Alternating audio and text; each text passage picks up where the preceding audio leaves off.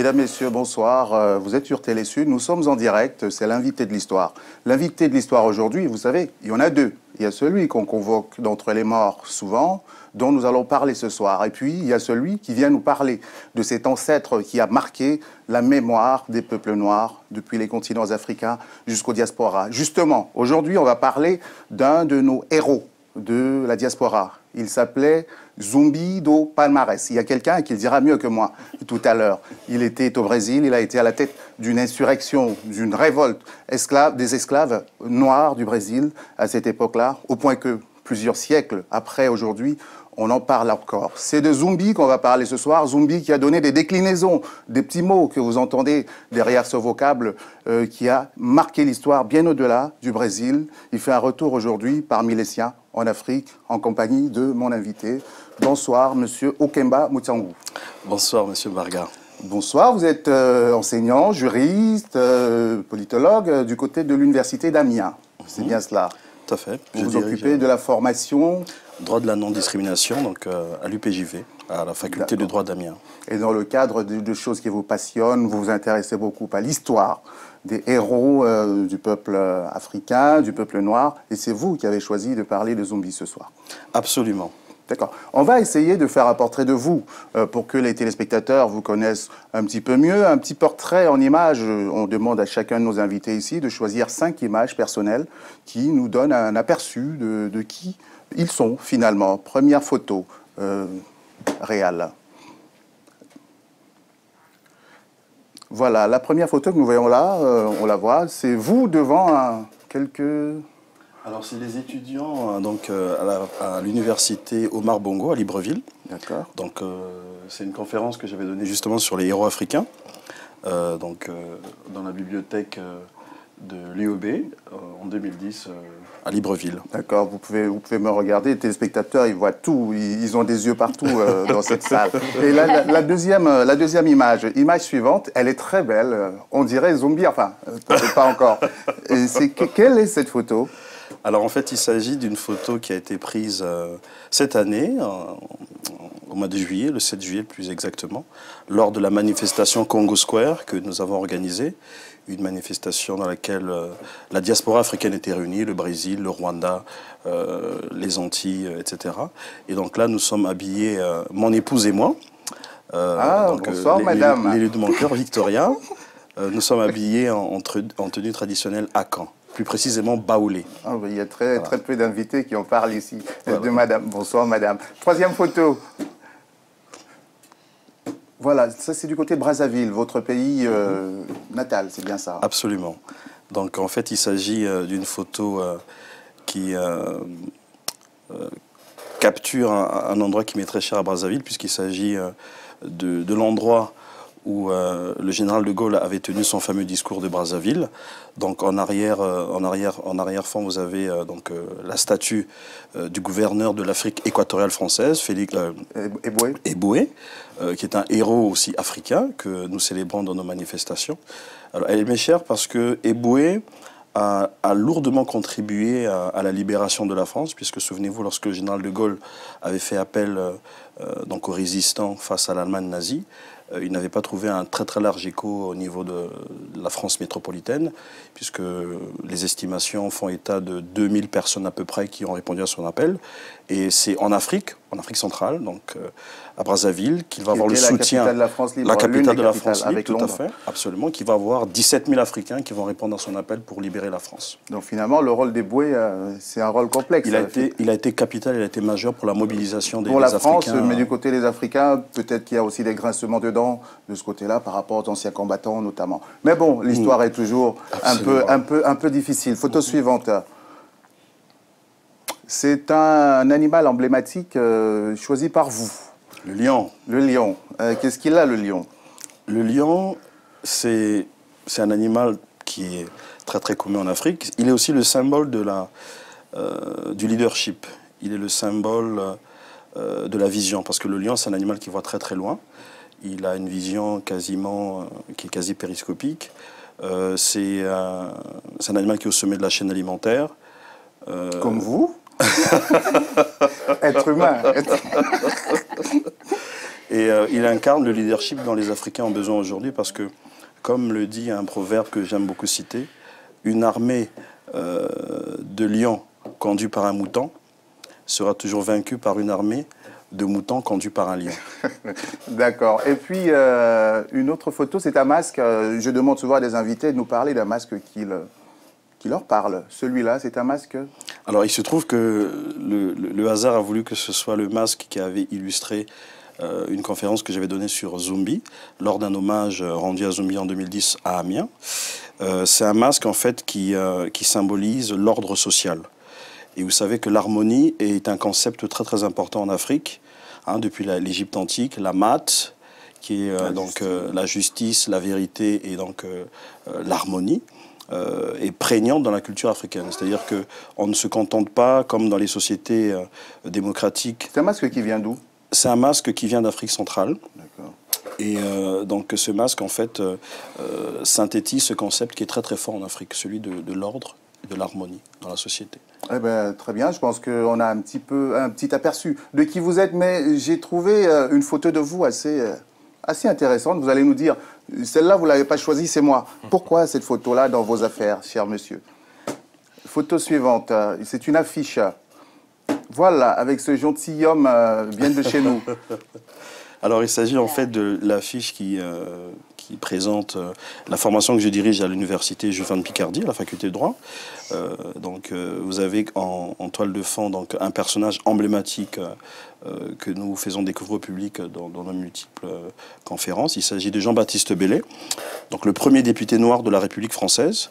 C'est un tableau qui a été peint par le Girodet pendant la Convention, puisque ça a été réalisé à la période de la Convention. Donc, c'est ce personnage qui avait lu le décret d'abolition de l'esclavage à la Convention en 1794. Et il est d'origine haïtienne. Il a été aussi un grand héros africain en Amérique du Nord, puisqu'il a combattu à la bataille de Savannah pour défendre les Américains face à l'oppression de l'Empire britannique. Eh bien, super, j'ai eu raison de prendre cette photo. Mais on va parler de quelqu'un qui a marqué l'histoire, lui aussi beaucoup. C'est celui qui sera au cœur de ce débat. On va le voir en images, présentation rapide en images avant de vous présenter ceux qui vont nous accompagner au cours de ce débat. Quelques photos pour illustrer notre personnage. Le 20 novembre 1695, Zumbi do Palmeiras est assassiné dans son refuge par un corps expéditionnaire portugais après 15 ans de résistance héroïque face aux assauts répétés des armées d'abord néerlandaises, puis portugaises, les deux pays qui contrôlèrent successivement le juteux commerce des esclaves dans l'immense territoire brésilien. Zumbi do Palmeiras tombe, mais ne meurt pas. Il ne meurt pas, sa mémoire reste gravée à jamais dans l'âme brésilienne et au-delà, dans toute l'Amérique latine. Le 20 novembre, jour de sa mort, est commémoré au Brésil. C'est la journée de la conscience nègre au Brésil. Il symbolise la lutte contre l'esclavage, contre l'oppression, bref, contre toute forme d'injustice. Plusieurs édifices portent d'ailleurs son nom au Brésil, des universités, des monuments, des aéroports, bref, une figure de l'histoire de ce pays. Mais pourquoi donc lui ? Qui était-il? Pourquoi cette focalisation sur sa personne dans cette Amérique latine qui comptait son lot d'insurrections quotidiennes? Pourquoi c'est lui qui est resté?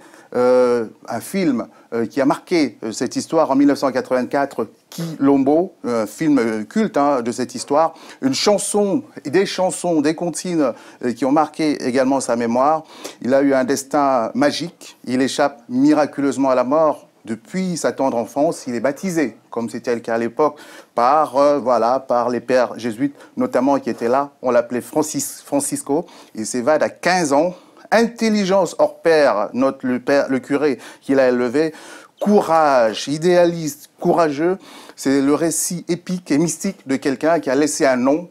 Zumba, quand j'étais petit, il y avait un jeune homme dans mon quartier, je ne savais pas pourquoi, encore à l'époque, il se faisait appeler le roi du Quilombo. On va comprendre pourquoi tout à l'heure, le Quilombo qui est donc ce refuge, quand l'esclave a réussi à fuir par ses propres moyens, le roi du Quilombo. Si tu nous regardes, on va parler de celui qui t'a inspiré ce joli nom. Pour nous accompagner ce soir, nous avons des personnes qui nous viennent de ce pays qu'on aime beaucoup, en France et en Afrique, le Brésil. Bonsoir, ma chère Claudia Simone. Bonsoir, monsieur. Vous êtes directrice artistique de la compagnie Pas à Paso, c'est bien ça? Du théâtre de l'opprimé.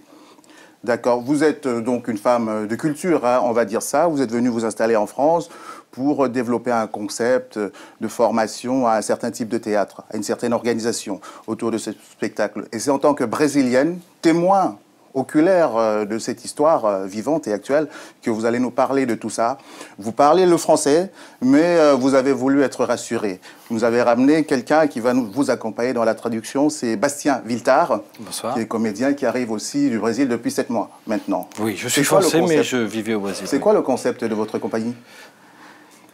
Le concept, Claudia? Bom, o conceito da nossa companhia é trabalhar com a metodologia do teatro do oprimido.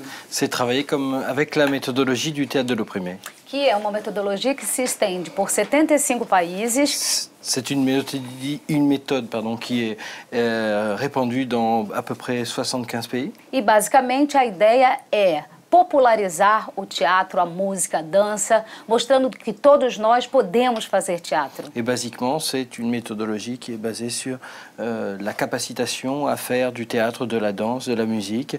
Et après, la deuxième partie? E sobretudo, transformar a realidade a partir das discussões que a gente coloca em cena. Et surtout pour transformer la réalité à partir de... à partir de ce que nous exposons en scène. Ben, très bien, à partir donc du rêve, de l'art, on essaye d'avoir une transformation de la réalité. Très très beau projet, justement. Mais là, on va parler d'une réalité, on va venir à cette histoire de Zumbi. Prononcez-le pour nos oreilles, vous le dites si bien. Zumbi dos Palmares. Oh là là, je ne vais pas y arriver ce soir. Monsieur Okemba Motiangou, on va situer d'abord les choses. Quel est cet esclavage brésilien? Il commence à peu près milieu du XVIe siècle, par là, 1530, par là. Avant, parce que en fait, pour bien situer l'histoire de Zumbi, il faudrait d'abord parler des colons portugais. Alors il faut savoir que le découvreur, l'un des principaux découvreurs du Brésil par le Portugal, c'était Cabral. Alors qui est Cabral? Là aussi, il faut bien situer les choses. Nous sommes à la fin du XVe siècle. Donc, lorsque les Portugais arrivent au Brésil, ils sortent eux-mêmes d'une situation que je qualifierais de coloniale, même si elle n'avait pas les mêmes implications. Hein, la péninsule ibérique, à cette période, elle était sous le joug, on va dire, arabo-musulman, avec des Africains qui étaient installés depuis 7 siècles. Donc, une communauté noire qui était installée depuis 7 siècles au Portugal et en Espagne. Les Almoravides. Les Almoravides, les Almohades. Et donc, lorsque le dernier bastion de la résistance de cette population étrangère en Europe va partir avec la reine d'Espagne et la reine de Castille et le roi d'Aragon à Grenade, il va y avoir au même moment la découverte de l'Amérique par Christophe Colomb en 1492. Et donc ces populations qui avaient vécu sous l'influence, sous la domination africaine au Portugal, vont à leur tour exercer une domination, mais qui n'a rien à voir avec celle qui s'est produite dans la péninsule ibérique. Et pour situer le contexte colonial du Brésil à l'époque, il faudrait parler de l'organisation militaire qui a amené cette colonisation. Parce que Cabral, qui était le promoteur de cette colonisation au Brésil, était membre d'un ordre secret appelé l'ordre du Christ, qui était en fait une résurrection, un avatar, je dirais, d'une organisation très très connue à l'époque, l'ordre des Templiers, qui avait été dissous sous le règne... C'est le même ordre qui va se retrouver au Congo, déjà. Tout à fait, absolument. Absolument. Avec Diego Cao, tout à fait. Oui. Lui aussi qui 1482, 10 ans plus tôt. C'est ça. Et donc cet ordre mystique était gouverné par le grand maître qui était le roi du Portugal, Henri le Navigateur. Et donc cette organisation de moines soldats avait un objectif très très précis en arrivant au Brésil, qui était de mettre en place une société où la domination européenne allait s'exprimer dans toute sa gloire, comme elle a tenté de le faire en Palestine avec l'ordre des Templiers. Donc voilà, donc pour bien situer le contexte. En Espagne, c'était la même chose. Lorsque les Espagnols arrivent en Amérique du Sud, avec Cortés, c'est exactement le même système qui va en place. C'est-à-dire que c'est l'organisation militaire des Templiers qui va être mise en place au Brésil. Et donc c'est une colonisation brutale. C'est pas une colonisation soft, hein. C'est très très brutal. Pourquoi il y a les Hollandais au Brésil d'abord? Ce sont eux qui étaient là. Ensuite, il y a un marché avec les Portugais. Tout à fait. Ensuite, il va y avoir une guerre entre les deux puissances, puisque la Hollande, à cette époque, les Pays-Bas donc, étaient donc, la puissance maritime montante, qui va supplanter le Portugal à un moment donné. Mais le Portugal, comme vous le savez, avait été la première nation européenne à dominer les océans. Et donc les Hollandais, lorsqu'ils vont exercer leur traite au niveau de l'Afrique et du Brésil, ils avaient aussi la même organisation à travers une société très très connue, la VOC, qui était une société très très puissante, donc la compagnie occidentale, la compagnie des Indes occidentales. On voit cette négociation très tôt, 10 ans en avant. C'est curieux comme l'histoire se recoupe. Parce que pour parler du Congo, qui va beaucoup alimenter justement l'esclavage du côté du Brésil, qui est l'un des pays qui va le plus alimenter hein, le Congo, avec le Mozambique, avec le Ghana aussi. Mais pour parler du Congo, il y a déjà ce deal au niveau du Congo par rapport à l'Angola où déjà Hollandais et Portugais commencent déjà à dealer. Tout à fait. Pour se céder des terrains. Donc c'était déjà un précurseur de ce qui allait se passer. Tout à fait. Le premier grand deal va se passer avec Tordesillas, lorsque l'Espagne et le Portugal vont se répartir en fait le monde. C'est-à-dire que à partir d'une ligne imaginaire tracée dans l'océan Atlantique, on va considérer que les terres qui se trouvaient donc à l'est de cette ligne appartenaient donc en priorité au Portugal, puisque les Portugais cherchaient à aller en Inde, c'est comme ça qu'ils vont découvrir le Congo, le royaume Congo, et tout ce qui était à l'ouest, donc ça c'est la papauté qui va décider ça, tout ce qui était à l'ouest de cette ligne va appartenir à la couronne espagnole. Mais les Portugais vont, comme ils étaient les premiers à arriver au Brésil, donc c'est eux qui vont, parce que le deal en fait va se faire aussi à partir de ce principe. Celui qui arrive le premier, c'est lui qui est maître. Claudia Simone, est-ce qu'au Brésil, on vous enseigne l'histoire de l'esclavage à l'école? Oui. Sobretudo, no Brasil, se fala muito de zumbi. Avant tout, au Brésil, on parle beaucoup de zombies. E a história é muito distorcida. Et l'histoire est très distordue. Distorcida. O que se conta muito são questões pontuais de como se trabalhavam os escravos em cada estado. Fala-se muito pouco da tortura. Ce qui est beaucoup traité, c'est des choses ponctuelles où on expliquait comment effectivement travaillaient les esclaves par-ci par-là, et on parlait aussi beaucoup de torture. E a gente vê muito pouco as histórias de luta e protagonismo do povo negro na transformação e construção da história do nosso país. Et on voit très peu parler des histoires de lutte et de la résistance du peuple noir dans la construction de notre pays. Por isso foi criado agora a Lei 10.639. Alors c'est pour ça qu'a été créée la loi 10.639. 10.639. Para que seja contado nas histórias a história da África e da sua cultura e do nosso povo e dos nossos ancestrais. Pour que soit raconté à l'école l'histoire de la culture nègre et les...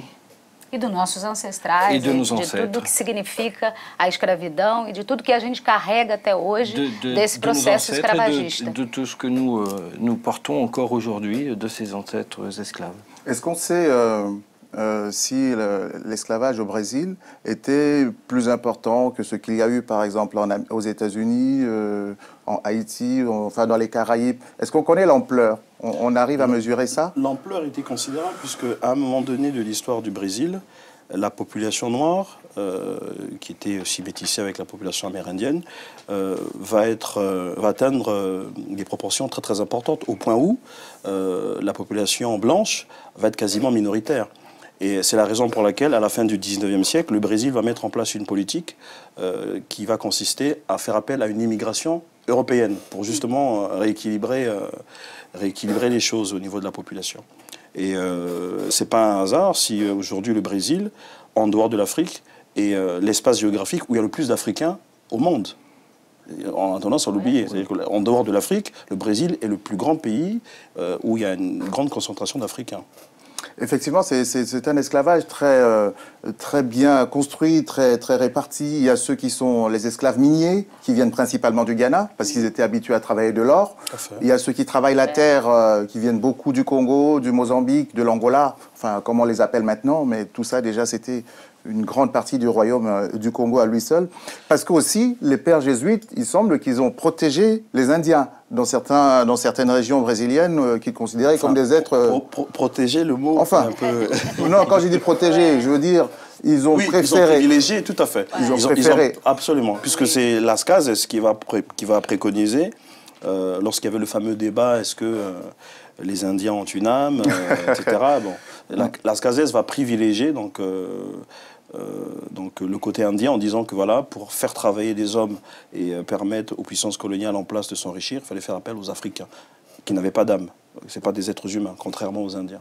D'accord, qui tuent des êtres purs sans méchanceté, enfin des histoires un petit peu comme ça. Donc, très bien. Mais sinon, on arrive... on parle là de l'organisation, parce qu'il faut que les gens comprennent bien. On est en train d'arriver à notre zombie, notre héros. On parle un petit peu du contexte, quelle était cette atmosphère, cette ambiance dans laquelle, finalement, il va naître. C'était en 1655. En 1655, 1655, il va mourir à 40 ans. Enfin, très jeune. Très jeune.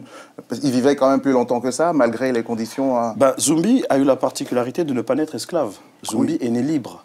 Il est né dans un quilombo, et l'un des quilombos les plus connus, celui d'Os. Justement, c'est quoi un quilombo? Vous pouvez nous dire ça? C'est quoi un quilombo? Oui, c'est quoi? Oui, mais un mestre pode nos responder melhor, non? Mais dites-nous ça, vous qui en avez vu de vos yeux, c'est quoi un quilombo? Oh, bem, do que eu aprendi e do que eu sei, quilombo De ce que j'ai appris, de ce que je sais, un quilombo... Sim, c'est espaço em que nós, negros, nos refugiamos. C'est un lieu où nous, les Noirs, nous nous sommes réfugiés, où nous nous sommes protégés. Onde nós cultuávamos a nossa cultura, cuidávamos uns dos outros, recebíamos outras pessoas. On avait l'habitude de mettre en valeur notre culture, où nous avions l'habitude de recevoir les autres. E pelo que eu sei, havia uma coisa de especial no quilombo dos Palmares, que esse quilombo... Ce que je sais, c'est qu'il y avait quelque chose de spécial dans le quilombo dos Palmares. Ele recebia também outras pessoas. Os índios, eles recebiam homens brancos, eles recebiam as pessoas dentro do conceito que a gente tem hoje em dia de direitos humanos, dentro de fraternidade e dentro de respeito à vida. Tu m'as parlé, nous, un peu de ce personnage. Vous avez amorcé. Il est né libre. Il est né libre donc, dans le fameux quilombo de Palmares. Et donc, pour compléter ce que venait de dire Claudia, quilombo, c'est un mot qui est d'origine Congo. Ça vient du royaume Congo, tout comme le mot zombie. Expliquez-les pour nous tous, parce que... Alors, zombie, en fait, c'est Nzambe. C'est Zambé, c'est l'esprit, c'est Dieu. Donc, au départ, zombie, c'est pas un nom. C'est d'abord... voilà, parce que celui qui le précède, Nganga Zumba, était donc le prêtre. Nganga, c'est le prêtre. Qui le précède à la tête de ce quilombo de Palmeiras. En fait, voilà, lorsque Zumbi naît dans le quilombo de Palmeiras en 1655, on a le témoignage parce qu'on a eu la chance de découvrir... dans les carnets secrets... de la famille du gouverneur donc, de l'époque. De Madame... Le duc de Melo, qui avait donc dans ses archives les lettres du fameux prêtre Antonio Melo, qui écrivait à la fin du XVIIe siècle en parlant donc de ce fameux zombie qui avait des facultés... enfin, déjà, il a, comme vous l'avez souligné à l'introduction, lorsque le village... Enfin, le Quilombo avait été attaqué, parce que Quilombo, c'est pas un village. Un Quilombo de Palmares, c'est à peu près 600 000 km² quand même. C'est un territoire immense. Et ce n'était pas le seul Quilombo, il y avait plusieurs Quilombos. Et donc, lorsqu'il naît dans ce Quilombos, donc à la frontière de ce Quilombos et des territoires qui n'étaient pas contrôlés par les Africains, une incursion va être menée par les Portugais et il va être miraculeusement... Enfin, il va échapper à la mort. Et c'est comme ça qu'il va être recueilli par ce prêtre jésuite, Antonio Melo, qui va l'élever, qui va le prendre comme son assistant. Et à l'âge de 10 ans, Zumbi parlait le portugais, parlait le latin. Et c'est ce que ce prêtre... Il assistait à la messe. Il assistait à la messe. Et à l'âge de 15 ans, Zumbi va quitter... donc, il va s'échapper. Il va quitter donc, le prêtre pour aller vivre à Palmares, d'où il est né, et il va laisser une petite lettre au prêtre en expliquant, voilà, il choisit la liberté plutôt que la servitude au milieu, même s'il était un peu privilégié parce que voilà, il n'avait pas vraiment le statut de quelqu'un qui était brutalisé. Et dans quelles conditions il arrive à la tête de ce quilombo de Palmeiras? Alors, lorsqu'il arrive à Palmares, Nganga Zumba, qui était donc le chef donc, de ce quilombo, Nganga Zumba, qui était un homme de guerre, mais aussi un homme de paix, parce qu'il avait vu que cette résistance donc avait un coût très très lourd au niveau de la population, parce qu'ils étaient harcelés par les Portugais qui voulaient les ramener donc, en captivité. Donc Nganga Zumba va trouver un terrain d'entente avec le gouverneur donc de Pernambouc qui va proposer la paix, en promettant de ne pas massacrer tous ceux qui vont se rendre, puisque voilà, ceux qui échappaient à leurs conditions serviles devaient être punis. Et donc le terrain d'entente va convenir à Nganga Zumba. Et évidemment, c'était un leurre, puisque l'esclavage va être brutal. Et Zumbi n'était pas d'accord avec cette position. Et qui devait être l'un de ses neveux. Oui, il y a des témoignages qui disent qu'il était le neveu de Nganga Zumba. Mais bon, il a pris la tête, enfin, il a entraîné une partie donc, de Quilombo à le suivre dans la résistance. Et certaines sources racontent qu'il va ordonner l'assassinat de Nganga Zumba, puisque Nganga Zumba, à ses yeux, avait trahi la cause de Quilombo, puisque le Quilombo, c'était vraiment l'expression au maximum de l'esprit de liberté, l'esprit de fraternité. Et donc, en 1678, lorsque le traité va être proposé par le gouverneur portugais, Zumbi va se révolter et en 1680, donc il va rentrer en résistance et ça va être la lutte jusqu'à sa mort. 12 ans de lutte. Tout à fait, jusqu'à sa mort. Et il va se révéler un chef de guerre, un chef militaire. Il y a des légendes. Il y a des légendes qui le concernent. Il y a des histoires extraordinaires qu'on raconte sur Zumbi. Vous avez entendu des choses? Bom, au Brasil, contamos sempre a questão da luta mesmo. Au Brasil, on raconte toujours l'histoire de la lutte.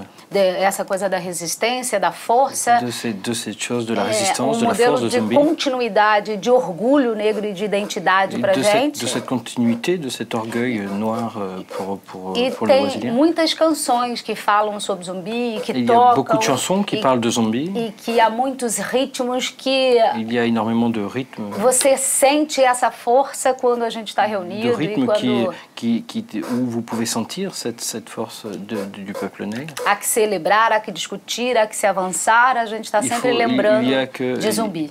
Il y a à discuter, il y a à se souvenir, on est toujours en train de parler de Zumbi. Et on sent cette présence selon les endroits où il y a eu de la résistance. Par exemple, on parle du Palmeiras, il y a un grand club de football, d'accord, mais il y a aussi une culture africaine qu'on retrouve beaucoup, comme à Bahia aussi, ce genre d'endroit. Est-ce que c'est lié? Tem uma cultura afrodescendente que se encontra no Brasil. Sim, existem muitos movimentos. Bien sûr, il y a énormément de movimentos negros, inclusive existem movimentos negros que se apelam, que se chamam Zumbi dos Palmares e Palmares. Il y a des mouvements qui reprennent le nom de Zumbi dos Palmares. Que recontam a história e que buscam manter viva et qui cherchent à maintenir vivantes ces traditions. L'héritage, il a laissé. On parle de lui jusqu'aujourd'hui, c'est quand même extraordinaire. Ça fait longtemps et il est gravé dans les mémoires. J'ai vu des images d'aéroports flambant neufs qui lui sont dédiés, des choses comme ça. Comment est-ce que c'est un mouvement récent ou alors il y a eu une continuité? Il y a eu une continuité puisque les quilombos ont continué à exister bien après l'abolition de l'esclavage.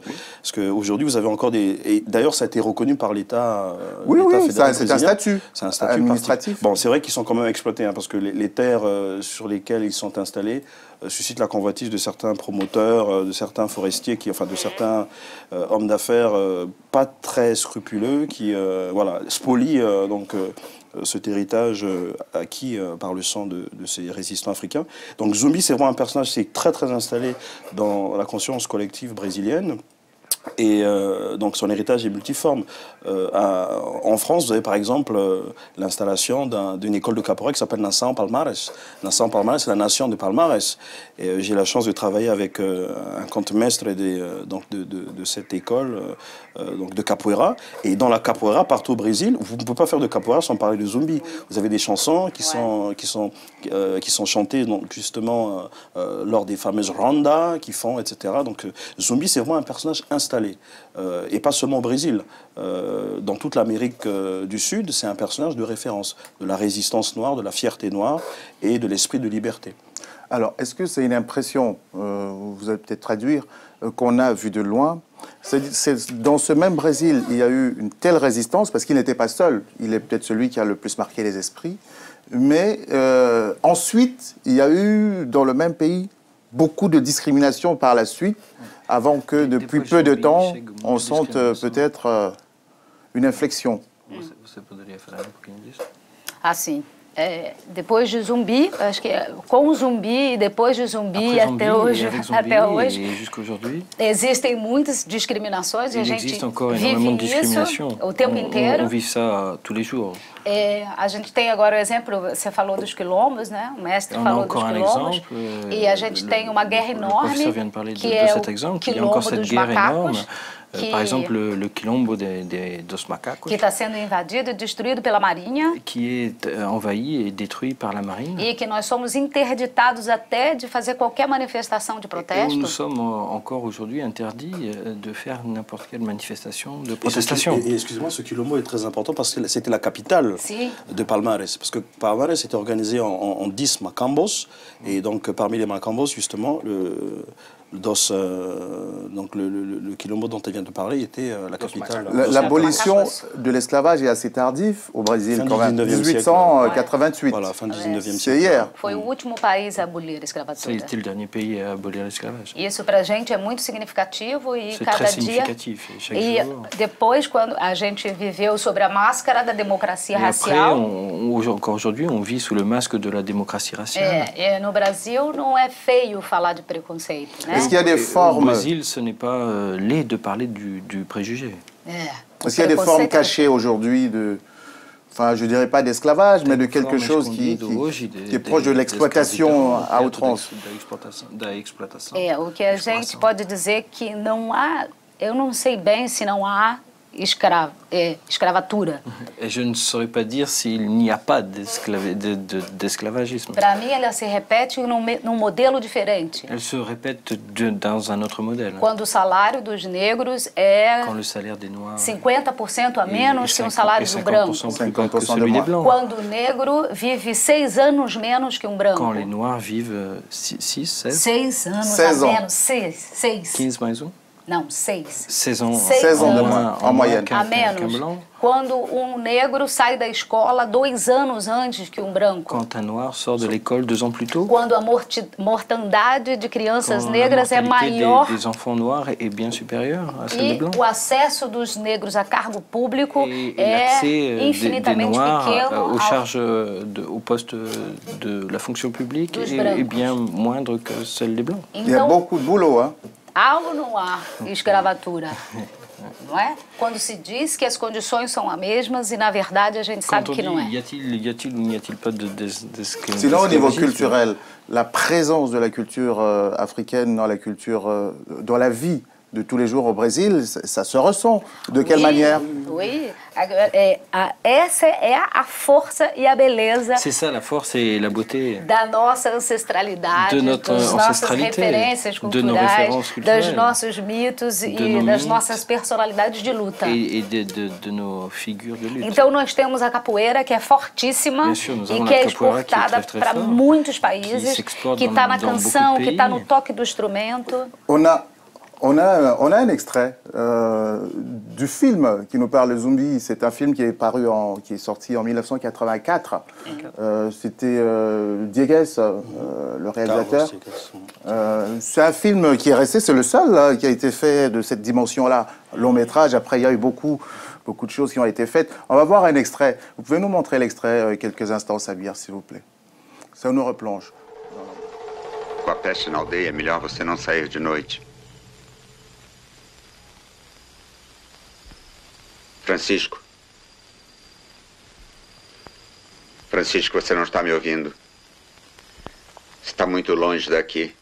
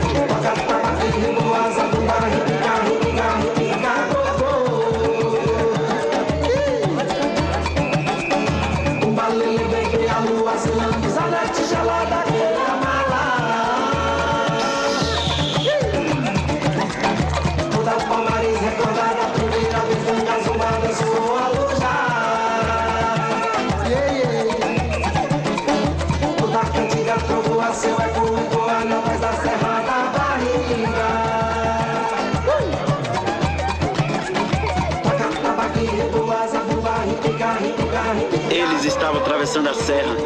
Pediram para ver Gangazumba. E para onde eles estão indo?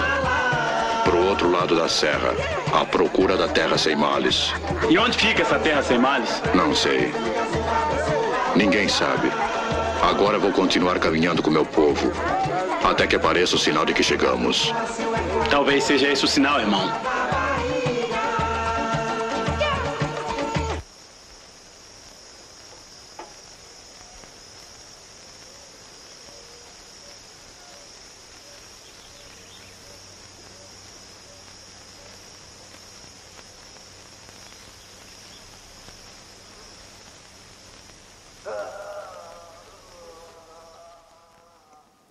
C'était un extrait de ce fameux film Quilombo, sorti en 1984, qui nous replongeait un peu dans l'ambiance dans laquelle a grandi Zumbi. On travaillait dessus depuis le début de cette émission, parce qu'on travaille pour vous. Et justement, cette histoire très douloureuse du Brésil, est-ce qu'on ose la regarder aujourd'hui en face au Brésil? On a eu l'impression que le président Lula a peut-être commencé des petites choses au moins symboliques. Est-ce que c'est réel ou c'est de la politique? C'est réel.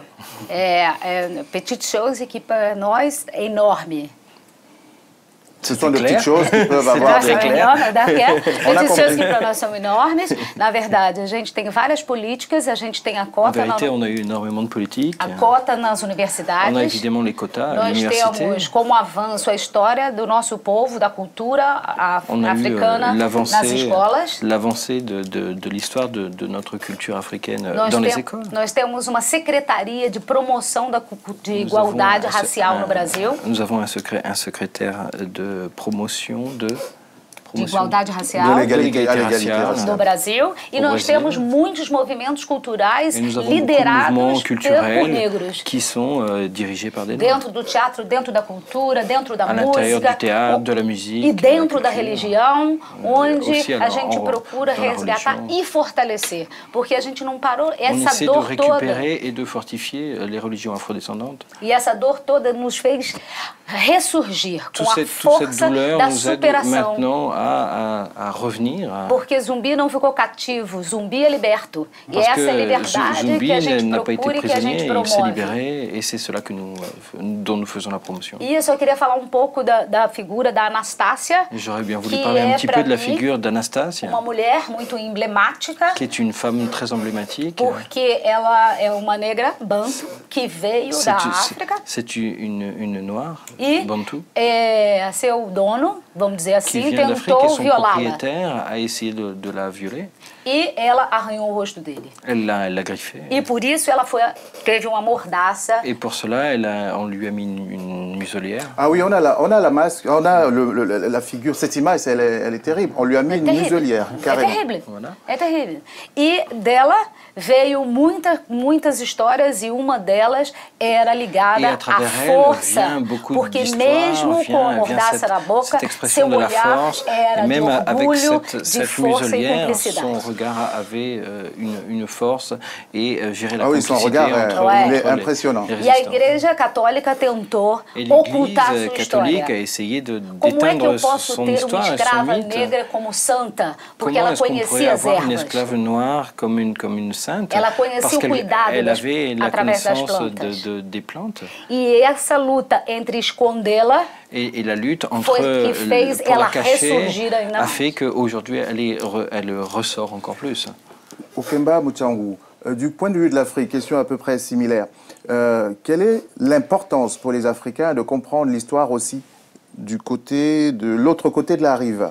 C'est important. C'est très important parce qu'il y a beaucoup de choses que nous ne retrouvons plus sur le continent africain et qui on continue à vivre au Brésil. Et c'est ça qui est incroyable. Ou en Haïti. Ou à Haïti, mais au Brésil, c'est très très prégnant, c'est très très fort.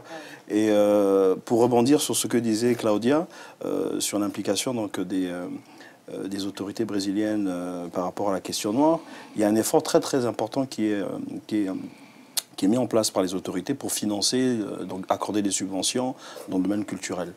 Ça, c'est très important. Maintenant, par rapport à l'Afrique, nous, on est un peu coupés de nos frères brésiliens. Mais avec l'arrivée de Lula au pouvoir, il y a eu beaucoup de choses qui ont été mises en place pour permettre justement aux Africains du continent... Mais l'Afrique elle-même, elle doit chercher aussi, parce que c'est une partie d'elle-même. Mais c'est l'Afrique, le Brésil, c'est l'Afrique. Toute la culture brésilienne est imprégnée de l'Afrique. La samba, c'est africain, enfin, c'est le Royaume Congo, la capoeira, enfin, tous les rythmes, la musique, la bossa nova, tout ça, c'est chez nous, ça vient de chez nous. Et oui, donc il y a un travail qui doit être fait du côté des Africains aussi pour... c'est pas simplement la mémoire, mais il faut la réconciliation aussi, parce que c'est une déchirure. C'est une déchirure, mais c'est une déchirure qui a été vite comblée parce qu'il y a eu des quilombos. Contrairement à l'Amérique du Nord, où vous n'aviez pas la possibilité de vous échapper, et puis sauf à l'époque où il y avait le Far West, où vous avez des Noirs qui allaient vivre avec les Indiens, mais c'était très très rare. Au Brésil, c'est différent parce que le territoire est immense, donc les Africains pouvaient s'enfoncer dans la forêt vierge et reconstruire l'Afrique. Donc ce qui fait que l'Afrique a continué à vivre pleinement au Brésil. La cassure n'a pas été aussi forte, sauf évidemment dans les endroits où l'esclavage a permis de transformer la personnalité des Africains, autant leur nom, leur culture, leur histoire, etc. Mais certaines personnes au Brésil ont gardé les noms des villages. J'ai un témoignage à ce propos qui est très très édifiant. C'est une famille brésilienne à Bahia qui avait conservé le lieu de naissance de l'ancêtre qui était venu du Royaume Congo. Et un jour, un musicien congolais dont je connais l'ami qui était parti à Bahia pour un voyage, va rencontrer donc cette femme noire et en discutant, il va demander « Vous venez d'où ?» Et le monsieur va dire « Voilà, je viens du Congo, etc. » Il dit « Attendez, depuis pratiquement 4 générations, elle avait une boîte dans laquelle étaient contenus en fait des objets que son ancêtre lui avait remis et il avait dessiné l'endroit d'où il était originaire, parce que ce qu'on oublie, c'est que les habitants du Royaume Congo, qui ont été massivement déportés au Brésil, au contact avec les Portugais là-bas, certains étaient scolarisés, certains étaient christianisés, etc. Et donc il avait réussi à écrire le nom de son village, Ngoma Tsetse. Et le monsieur, quand il arrive, il dit mais je suis de là-bas, mais c'est pas possible. Et c'est comme ça que donc en fait le lien n'a pas véritablement été brisé à ce. Claudia Simone, on voit des Noirs américains qui essayent d'aller retrouver leur mémoire, leur histoire du côté de l'Afrique. Est-ce qu'il existe les mêmes mouvements du côté du Brésil? Aussi. Existe o mesmo movimento que nos Estados Unidos dos negros que tentam de reencontrar a cultura dos ancestrais? Ah, sim, há beaucoup de movimentos como ça. A gente pode dizer que o próprio ministro da Cultura... On pourrait dire que le propre ministre de la Culture, Gilberto Gil, ele fez este movimento, ele fez todo esse movimento e nós estamos todo o tempo dentro do possível fazendo esse movimento. Porque aqui haver os contatos, aqui ter essa possibilidade de trânsito e são encontros como esse que propiciam a gente ir e vir. Et c'est des rencontres comme celle-ci qui permettent justement Por exemplo, d'aller et venir. Eu dirigi espetáculo chamado Cor do Brasil. Elle a dirigé un spectacle qui s'appelait Cor du Brésil, que é de Bárbara Santos, du Brésil, qui a été écrit par Bárbara Santos. E nós fomos ao Festival de Artes Negras no Senegal. Et nous sommes allés au 3e Festival des Arts Nègres de Dakar, en 2010. E lá a gente estava discutindo a questão de identidade. Et de là, on discutait justement porque uma das cenas do nosso espetáculo é porque eu não posso usar o meu cabelo como esse. Une des scènes principales était pourquoi je ne peux pas utiliser porque les cheveux comme les miens. Porque o meu modelo tem que ser europeu, liso e pourquoi esticado. Est-ce que mes cheveux doivent être européens, lisés? Só que isso et qu'on dit que mes cheveux é uma sont questão moches. que concerne a todas nós mulheres e homens ça, também negros. Chose qui nous concerne porque nous, nossa les femmes imagem et tem a les ver hommes com a noirs. nossa identidade, Parce que é belo, notre, que não é notre belo. image a à voir avec notre identité. C'était votre premier voyage en Afrique, au Sénégal? Eu posso dizer que eu nunca fui à África, Elle peut dire de fato. qu'elle n'est jamais allée en acte au Mas Brésil. eu sou africana. Mais je suis africaine. Ah bah, c'est beau ça. Vous qui travaillez beaucoup ces questions-là, vous devez rencontrer justement des gens qui font ces démarches. Tout à fait. Qu'est-ce qu'ils recherchent profondément? Parce qu'on essaye de s'imaginer parfois des choses qui ne sont peut-être pas ce à quoi elles pensent, ces personnes-là. Leurs racines, tout simplement. Parce que quand on est, comme le disait Malcolm X dans un de ses fameux discours, on ne peut pas être, comment dire, un fruit qui est tombé d'un arbre, puis déraciné. Pour vivre, un arbre, pour vivre, il a besoin de ses racines. Et les racines de ces populations se trouvent en Afrique. Donc en fait, c'est vital. C'est une question vraiment vitale, parce que lorsque vous pensez au lavage du cerveau qu'ont subi les Africains qui sont nés là-bas, parce que tous n'ont pas grandi en Afrique. Hein, donc il y a ce problème aussi. Ceux qui ont grandi en Afrique et qui ont réussi à s'échapper de la servitude en allant vivre dans les quilombos, eux n'ont pas eu trop de problèmes à ce sujet. Mais ceux qui sont nés là-bas, de parents qui avaient été réduits en esclavage, le problème il est vraiment très très lourd. Et quand vous voyez toutes les injustices qu'ils ont subies, c'est une question qui est vraiment vitale. La question de l'identité, la question des racines, parce que le Brésil, c'est un pays multiethnique. C'est vrai qu'on pense toujours que le Brésil, c'est le pays du métissage par excellence, mais c'est un leurre. C'est un leurre parce que lorsque cette politique de métissage a été mise en place, parce que c'était une volonté politique, lorsqu'elle a été mise en place, l'objectif n'était pas de valoriser la rencontre des peuples. L'objectif, c'était de faire disparaître la couleur noire. Oui. Exactement comme les Anglais en Australie. Il y a un très beau film à ce propos qui relate cette histoire de manière poignante, Le chemin de la liberté, où les aborigènes étaient enlevés donc, de leur village pour être mariés à des Blancs. Et au bout de 3-4 générations, la trace de la couleur aborigène devait disparaître. Et donc au Brésil, c'est exactement ce qui a été fait. Donc il faut faire très très attention avec le discours, oui, qui consiste à dire que le Brésil, c'est le pays du métissage par excellence. Non, la question n'a pas encore totalement été réglée. Et donc il y a des efforts à faire. Et je pense que le Brésil est sur le bon chemin avec tout ce qui se passe actuellement. Et ça a été ça, effectivement. Vous avez vécu ça à un moment donné, qu'il y a eu une volonté plutôt que de rassembler les gens, de les séparer? Oui, há beaucoup de temps existe essa intenção e esse desejo político, que é uma questão de separação forte. Por exemplo, há muitas pessoas que dizem que eu não sou negra. Par exemple, il y a des gens qui disent que je ne suis pas e que eu posso ser moreninha, marrom bombom, que je pourrais être, afinal de contas, eu fico sem uma identidade. Et que, à la fin, c'est le pays de la chirurgie esthétique aussi. C'est révélateur peut-être de quelque chose. E dentro dessas classificações, no Brasil existe o censo. Et à l'intérieur de ces classifications, il y a eu le recensement. E com toda essa divisão, muitas pessoas não se declaravam negras. À l'intérieur de ces divisions, beaucoup de personnes ne se déclaraient pas comme noires. E o Brasil chegou a ser considerado como um país branco. Et donc branco. le Brésil a été considéré comme un pays en majorité blanche. Et à l'école, on enseigne, on touche du doigt réellement maintenant, depuis qu'on a décidé d'enseigner? Ou on survole? Não, por enquanto, porque a lei é recente. Jusqu'à maintenant, la loi est très récente. É de 2003. E existe agora uma formação de professores para que os próprios professores possam conhecer a história, para que eles possam ensinar a história dentro das escolas. Mas como tudo no que concerne ao povo negro e a história do povo negro, existe muita resistência. On sent l'esprit de personnages comme Zumbi dans l'âme brésilienne. Est-ce qu'on sent cette combativité, ce goût de la liberté finalement, parce qu'il a pris des risques depuis son enfance, cet homme? Est-ce que dans l'âme brésilienne, il y a ce côté très combatif? Très combativo? Sim, temos esse lado muito combativo. Vi o exemplo que eu dei dos quilombos dos macacos. Como, par exemple, le quilombo dos macacos. No Nordeste existem grandes movimentos ligados. De mouvements, de grands mouvements qui sont attachés à cela, des mouvements culturels qui discutent de l'insertion des Noirs à la télévision, dans les médias. Uma forma de escravatura é prender uma imagem na mente. Et par exemple, une forme aide-moi. Escravitude. Então, Et de contrôler les images qu'on a dans la tête.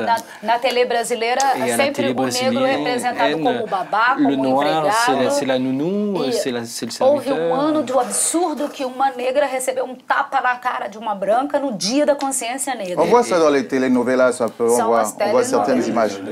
E a resistência, o último evento que teve no Brasil, Dans un dernier que havia programa événement qu'il y a eu au Brésil, que apresentava programme a mulher bombril.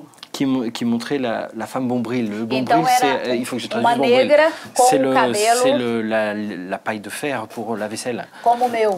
Donc qui est tout frit. O movimento negro entrou com protesto, Donc une femme uma comme carta, moi qui avait e disse que les era um les cheveux absurdo, afro. e o emblema do programa foi retirado e a gente conseguiu mudar. Et c'était cette femme qui représentait ce Ça casse, programme. ça nous change les images du carnaval, du Brésil, olé olé. Il nous reste 1 minute d'émission, mais on a eu raison de vous faire venir ici parce qu'on a un témoignage concret. On est parti de l'histoire, on est arrivé à la réalité. J'aimerais qu'on finisse avec vous, avec cette signification très profonde de ce mot de zombie. Je vous laisse la parole. Il nous reste 1 minute au trop d'émission. Alors, zombie, ça veut dire Dieu. Zombie, c'est un serviteur de Dieu pour la justice, pour la liberté. Et il se trouve que son nom a été introduit dans l'inconscient collectif occidental sans que les Occidentaux s'en rendent compte, puisque lorsqu'on parle de zombies, hein, les morts vivants, les revenants, en fait, les zombies, le mot zombie vient de zombie. Puisque zombie, en fait, a fait peur à beaucoup d'Européens, puisque il ne faut pas oublier que lorsque la révolution haïtienne va éclater, les Européens qui vont fuir Haïti vont venir au Brésil. Et ils vont rencontrer les zombies aussi là-bas, dans leur vaudou. Ils vont entendre parler donc, de ce que les Noirs avaient fait donc, à ceux qui voulaient les réduire en esclavage. Et donc ça laissait un traumatisme très très profond dans la conscience de ces populations qui aujourd'hui ressurgissent dans les films des morts vivants. Hein, il y a une série américaine qui est sortie il n'y a pas longtemps, les morts vivants, les Walking Dead, qui est très très très très subtil. Vous voyez en fait le lien qu'il y a entre les morts vivants et les Noirs et l'esclavage, cette résistance de ces Noirs qui ne veulent pas être soumis. Et donc en fait les morts vivants, c'est des gens qui sont très très repoussants, c'est des gens qui errent, c'est des gens qui n'ont pas d'objectif, voilà, ils sont là pour venir bouffer les autres, donc c'est la raison pour laquelle il ne faut pas se mélanger avec eux, il faut les tuer. Voilà. On va finir là-dedans. On ne pense pas qu'ils avaient simplement peur de ces œuvres héroïques, parce que le 20 novembre, c'était 1695. Il est mort en 95, et donc le 20 novembre 1695, voilà, quand ils l'ont assassiné, criblé de plusieurs balles. Il a été assassiné parce qu'il a été trahi par un de ses frères. Oui, mais surtout, la mise en scène de son exécution, elle a été terrible parce qu'on l'a décapité, on lui a coupé ses organes génitaux, qu'on lui a mis dans la bouche avant de les balader. Il semble qu'ils avaient aussi peur de ce qui exprimait peut-être sa puissance chez cet homme-là. Tout comme le Podol avec Exactement. Le Cameroun. Donc les méthodes expriment effectivement beaucoup de choses. Merci beaucoup d'être venu, Claudia Simone, à cette émission. Merci à Bastien Viltard qui vous a accompagné. On espère vous retrouver ici parce que vous êtes en train de créer une troupe et vous allez développer des choses en Afrique aussi prochainement, peut-être sur un autre programme de Télé Sud. Oui. C'était l'invité de l'histoire d'aujourd'hui. On vous parlera prochainement des droits de l'homme qui sont peut-être nés en Afrique. Rendez-vous dans 15 jours. Bonsoir.